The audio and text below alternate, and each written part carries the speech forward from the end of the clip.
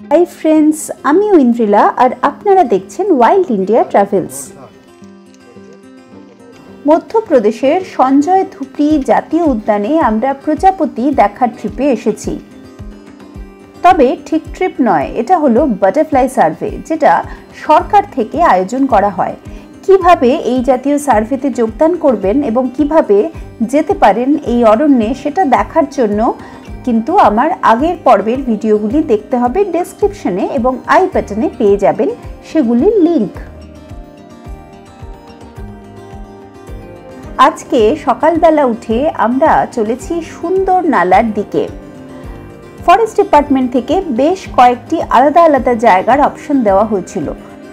তারপর টিমের সবাই মিলে ঠিক হলো যে যেখানে ঝোপ জাতীয় গাছপালা আছে এবং জল আছে এরকম একটি জায়গাকে বেছে নেওয়া হবে। তার কারণ তাহলে প্রজাপতি পাবার সম্ভাবনা অনেক বেশি বেড়ে যাবে।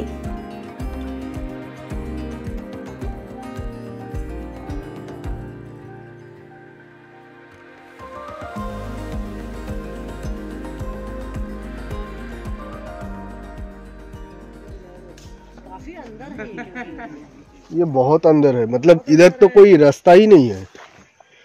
हम लोग तो पूरा मतलब ऑफ रोड जैसा होते हैं वैसा आगे।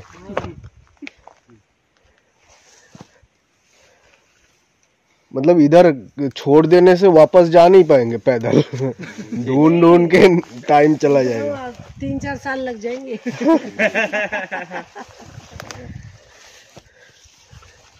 गाँव 10 से 15 किलोमीटर है। अच्छा, अरे बाप रे, इतना दूर है।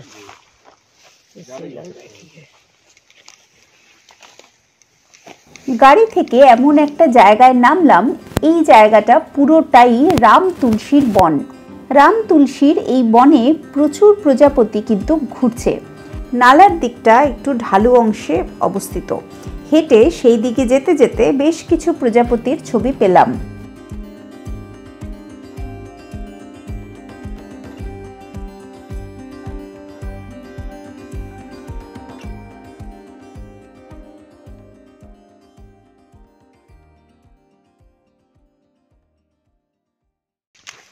वो जो नाला है वो जगह का नाम क्या है?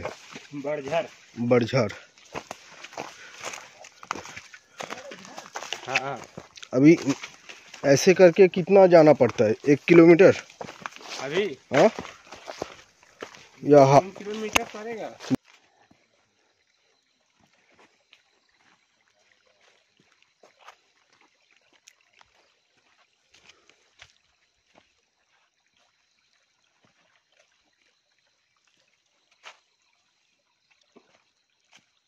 নালার দিকে কিন্তু অনেক রকমের প্রজাপতি পাওয়ার সম্ভাবনা থাকে। তার কারণ যখন জল থাকে সেইখানে ভেজা ভেজা স্যাঁতস্যাঁতে মাটিতে মাড পাডলিং করছে এরকম প্রজাপতি যেরকম পাওয়া যায়, সেরকম একটু অন্ধকারাচ্ছন্ন জায়গায় স্কিপার জাতীয় প্রজাপতি পাওয়া যায়।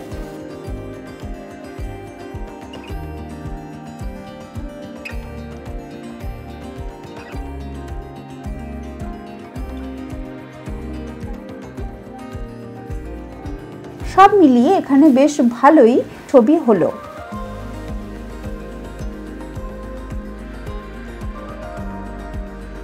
প্রসঙ্গত জানাই, জঙ্গলের এই অংশে সাধারণ টুরিস্টরা কিন্তু আসতে পারেন না।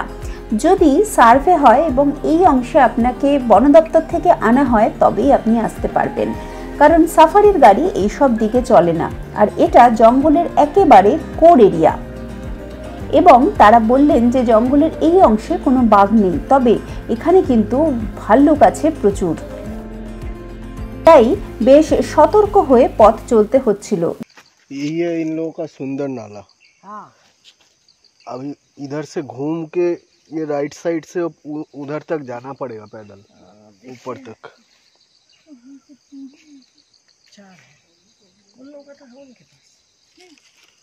এরপর পড়লো একটা ঘাসের জমির মতন অংশ, ফাঁকা। এই জায়গায় বসে ব্রেকফাস্ট করে নেওয়া গেল।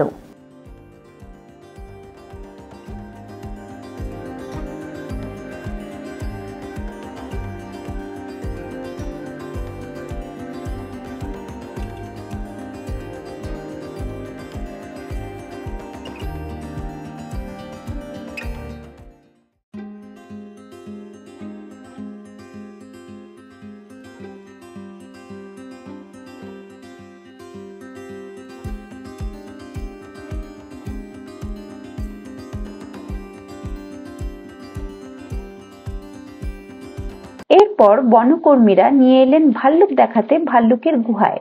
বেশ কয়েক বছর আগেও অসাবধানবশত এই গুহার ভাল্লুক নাকি এক ফরেস্ট অফিসারকে আক্রমণ করে তাকে মেরেও ফেলেছিল।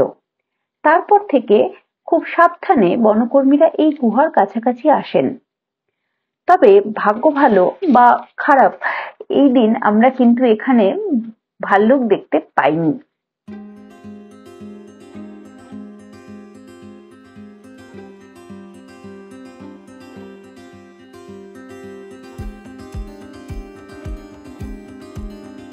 এরপর গেছিলাম একটা ওয়াচ টাওয়ারের কাছে, কিন্তু সেখানেও ভাল্লুক দেখতে পাইনি। তবে বেশ কিছু পাখির দেখা পেয়েছিলাম এখানে।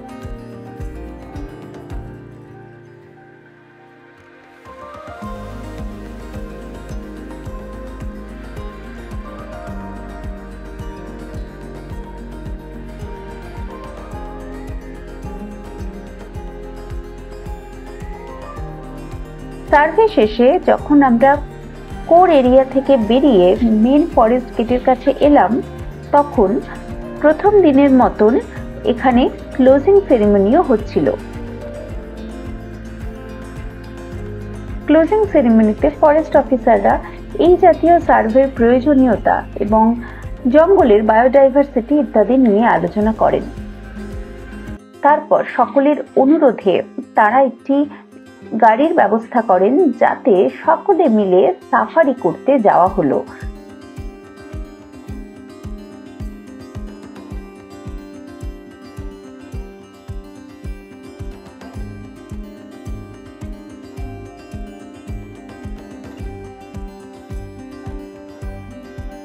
সঞ্জয় ধুবড়ী জাতীয় উদ্যানে যারা নর্মাল সাফারি করেন, সেসব টুরিস্টদের এই জাতীয় রাস্তা দিয়েই নিয়ে যাওয়া হয়।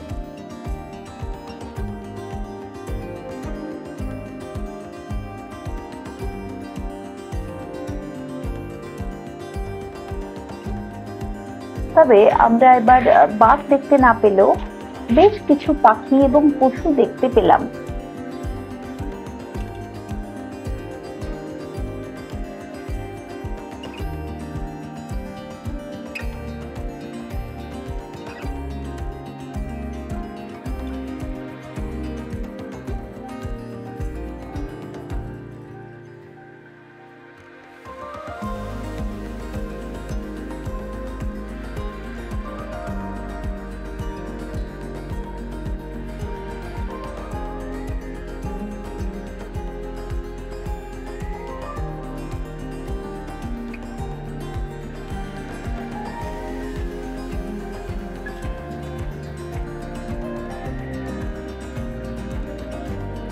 এভাবেই ঝুলিতে অনেক কিছু সংগ্রহ হলো।